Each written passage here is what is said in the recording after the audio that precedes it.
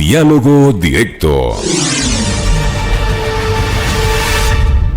12 horas con 32 minutos, 12 con 32 minutos en Punto Noticias, segunda emisión. Saludamos a esta hora a Pedro Gerves, abogado de la empresa Furukawa, que se encuentra con nosotros vía telemática. ¿Cómo está, doctor Gerves? Buenas tardes, bienvenido. Le saluda Licenia Espinel. Gracias por acompañarnos en Punto Noticias. El pasado octubre, la Fiscalía General del Estado formuló cargos en contra del gerente actual y de exgerentes de la empresa Furukawa Plantaciones del Ecuador por su presunta participación en los delitos o en los supuestos delitos de trata de personas con fines de explotación laboral. Desde octubre hasta la fecha, hasta este enero de 2022, ¿cómo ha avanzado este proceso? Doctor Gerves, buenas tardes, bienvenido. Licenia, buenas tardes a todos los radioescuchas. No sé si me escuchan ahí. Ahí le estamos escuchando. Muy amable. Buenas tardes a todos los radioescuchas. Buenas tardes, Licenia. Gracias por este espacio que es tan importante, sobre todo, siempre escuchar las dos versiones. Después la ciudadanía evidentemente sacará sus conclusiones, aunque se litiga dentro de los juzgados y dentro de los tribunales. Al respecto del caso, el día de ayer Fiscalía vinculó a 3 personas más al proceso. Habían 3 personas procesadas o formuladas cargo. Estos eran un gerente general a la fecha, y 2 exgerentes más. El día de ayer vinculó Fiscalía a la empresa, a Furukawa, y también a 3 personas más. Este momento estamos en una etapa que se llama instrucción fiscal.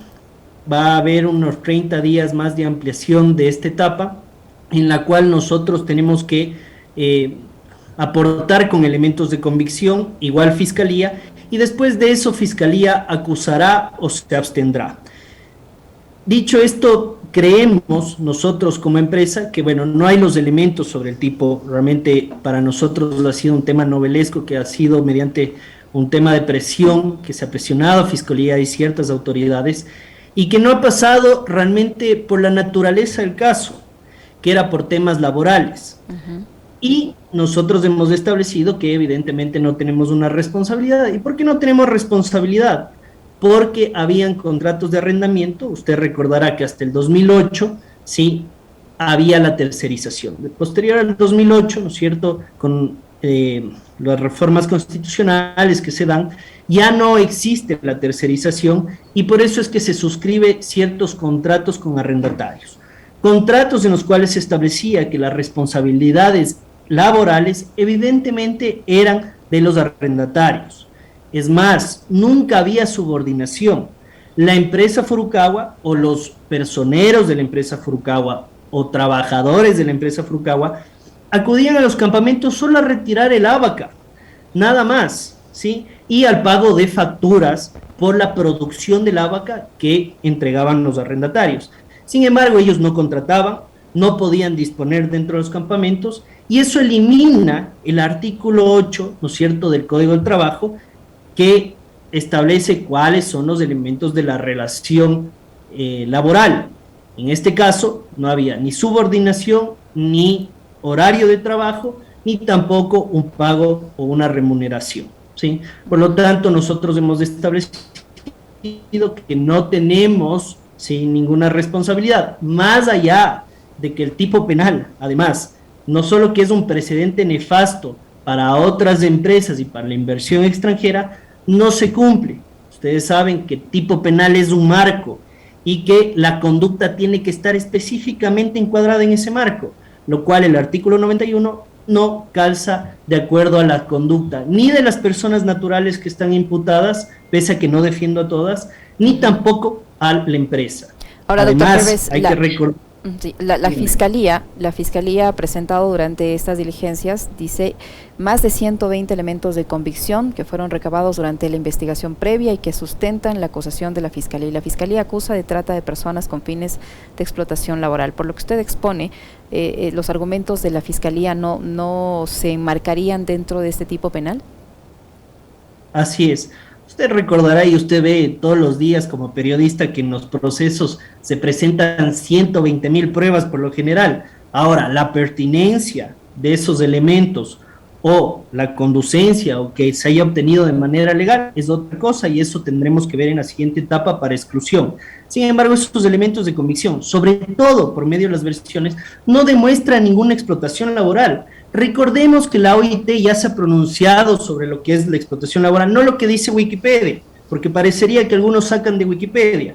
Ha dicho, ¿no es cierto?, cuáles son los elementos de la explotación laboral, y estos son que haya un maltrato, una amenaza, una intimidación, caso que no hay, que se les haya retirado la documentación cuando son migrantes para que no denuncien, tampoco, que haya servidumbre por deudas, tampoco había ese tipo de elementos. Por lo tanto, no hay explotación. Más allá que Fiscalía en la formulación de cargos nunca estableció cuáles eran los elementos y las conductas de cada uno de los procesados. Aquí hay un tema que hay que aclarar. El gerente general de la empresa, en el año 2019, sí, se inscribe su nombramiento, es decir, entra en funciones en septiembre del año 2019. Y a la fecha se ha pagado todos los beneficios de ley, se ha pagado todas las remuneraciones, estamos al día en el Instituto Ecuatoriano de Seguridad Social, evidentemente en los campamentos que no están invadidos y que no están tomados con medidas de hecho. Y le vinculan, le imputan, ¿no es cierto?, le formulan cargos, lo cual es totalmente erróneo porque la responsabilidad penal es personal, sin perjuicio, como digo y repito, que no calce el tipo penal, que no ha habido ningún delito de trata de personas y que va a ser un precedente nefasto para bananeras, para las empresas que producen palma, etcétera, etcétera. Sí, habrán que cambiar algunos temas laborales, sin duda, pero no hay un tipo penal. Recordemos que el derecho penal es de última ratio y que tendrían, si ellos creen, ¿no es cierto?, otro tipo de medidas o otro tipo de acciones para decir que se tiene que pagar una reparación integral. Doctor Hervis, ahora que se amplían por 30 días más esta fase inicial, ¿qué es lo que viene? Una vez que se cumpla este tiempo, ¿qué es lo que se espera? A ver, lo que esperamos es que se emita un dictamen abstentivo, ¿sí?, a favor de la empresa y a favor de, realmente de todos los procesados. Sin embargo, digamos que la Fiscalía, ¿sí?, considera que tiene que emitir un dictamen acusatorio, lo cual parecería que sí por las presiones que hay. Si emite ese dictamen acusatorio, ¿sí?, nos vamos a una etapa que es la etapa intermedia, en la cual, o se llama etapa de evaluación y preparatoria de juicio, en la cual se ve si hay requisitos de procedibilidad, prejudicialidad, si se ha vulnerado alguna norma constitucional, si hay alguna nulidad, y por otro lado también se hace un control de la acusación. En caso de que la jueza crea que los elementos de convicción efectivamente demuestran que hay una materialidad y una responsabilidad, que hay una presunta, ¿no es cierto?, materialidad de la infracción, ella podrá decir que se puede elevar o se llama a juicio a tales o cuales personas y puede también sobreseer a otras o puede sobreseer a todas o llamar a juicio a todas. Y después nos veremos en una etapa de juicio que es ante un tribunal de garantías penales donde se practica prueba y ahí se decide si efectivamente se ratifica el estado de inocencia o si se condena a las personas procesadas. Y mientras tanto, ¿qué pasa con las aspiraciones, tanto en tierras como económicas, que tienen este grupo de personas que se sienten afectadas y que han denunciado estos supuestos abusos laborales, concebidos incluso como temas de esclavitud moderna? ¿Qué pasa mientras tanto con eso? ¿No se puede llegar a ningún tipo de acuerdo con ellos antes de resolverse esto en el ámbito judicial con una sentencia de por medio?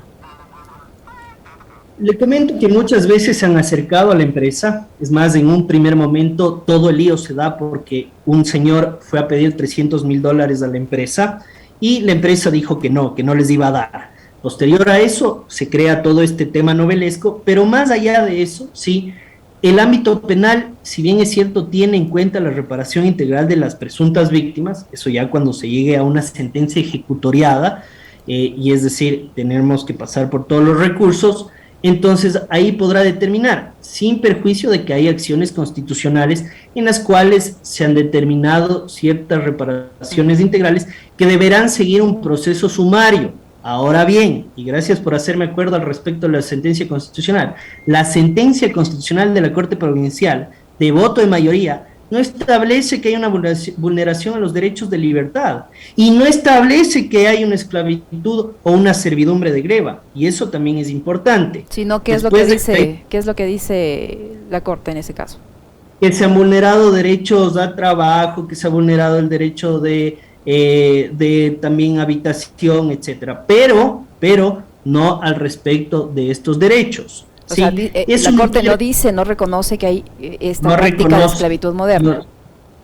No reconoce, y yo le invito por favor a que se lea la sentencia en la parte dispositiva, en la decisión, donde dicen cuáles son los derechos constitucionales vulnerados. Hay un juez que establece y dice, sí se vulnera el artículo 66, que son los derechos de libertad, respecto al tema de la libertad y la esclavitud. Sin embargo, voto de mayoría, 2 jueces, ¿sí? Dicen, no existe eso.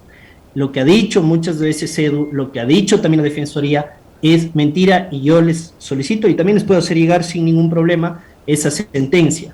Pero más allá de eso, volviendo al tema penal, ¿no es cierto?